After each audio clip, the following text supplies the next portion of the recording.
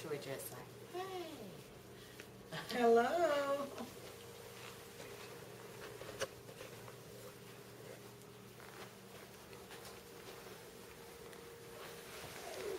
Okay, for my speech topic outline, I chose, out of the chapters we've read this semester, I've chosen improving personal relationships and how to strengthen personal relationships in a few different forms and styles.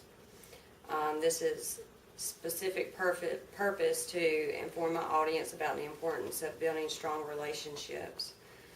There are three types of significant personal relationships in most people's lives: friend relationships, romantic relationships, and family relationships. Those are three kinds of relationships function differently. We need skills to enhance their longevity. In the introduction, I chose a couple of quotes that I found interesting. From Cicero, a Roman statesman, he says, "If you take friendship out of life, you take the sun out of the world." Our lives are enriched when we establish strong personal relationships with other people. Whoever therefore wants to be a friend of the world makes himself an enemy of God, out of James. Building new relationships in our lives is more difficult than tearing down the ones that don't need to exist in our lives in the first place. Relationships are what you make of them and the dedication it takes to sustain them. In my body paragraphs, to start off, I chose friend relationships. Number one, in having friends increases life satisfaction and helps increase your life expectancy.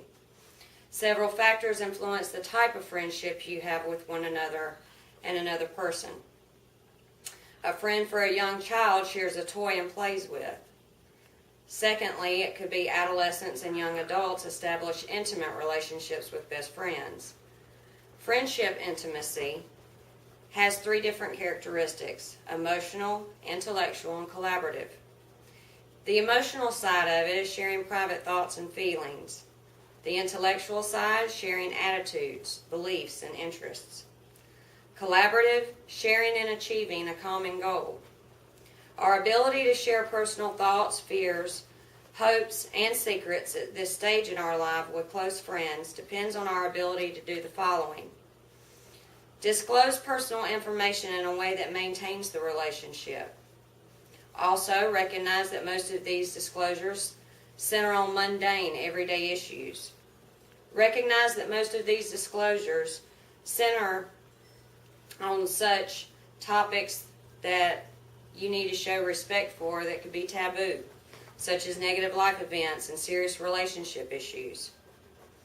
The second part of the body in relationships is your romantic relationships. The process of romancing another person begins with generating and accessing the liking, which can be communicated both non-verbally and verbally. Non-verbal points out 4 key points: increased eye contact, touch, standing closer, and leaning forward. In verbal, you have 4 more key points: when you invite others to social activities, asking questions to encourage sharing personal information while sharing our own, presenting ourselves interested, seeking similarities in tastes, interests, and attitudes. There are 10 interaction stages of a romantic relationship, such as coming together, meaning initiating, experimenting, intensifying, integrating, and bonding. Secondly, there's also coming apart in a romantic stage, differentiating, circumscribing, stagnating, and avoiding, and terminating. Wisdom also leads and guides us into skillful romantic relationships. There's 3 sections to the art of having a skillful romantic relationship, which are: romance says, "I want it now," where wisdom urges patience. Romance says, let feelings decide what happens. Wisdom leads us to pursue a purposeful relationship. Romance says, enjoy the fantasy. Wisdom calls us to base our emotions and perceptions in reality. The third body of the relationships that can be established is family.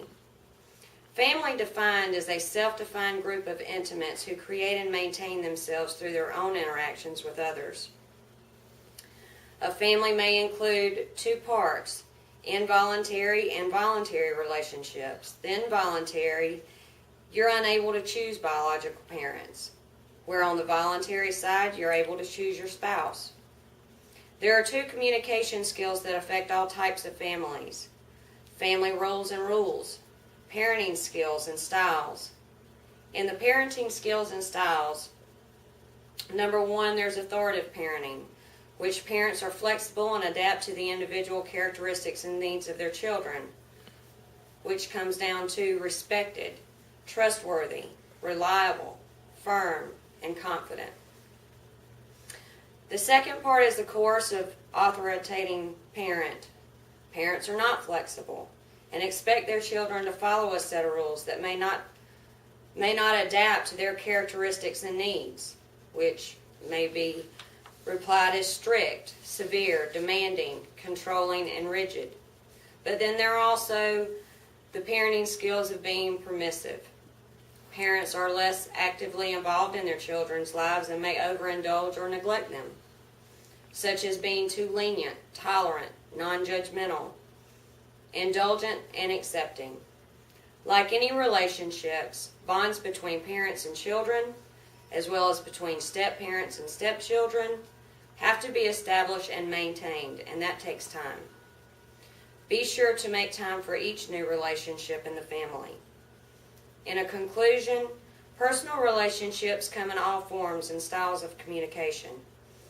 Friend relationships, romantic relationships, and family relationships function differently, but we need skills to enhance their longevity. When we establish strong personal relationships with other people, our lives are enriched and valuable to others as well as ourselves. Relationships are encouraging and inspirational. Personal relationships are a reflection of our characteristics and emotions. Without building strong personal relationships throughout our lives with the people we encounter, our lives would feel empty, lonely, and somewhat meaningless. All right. Was that your timer?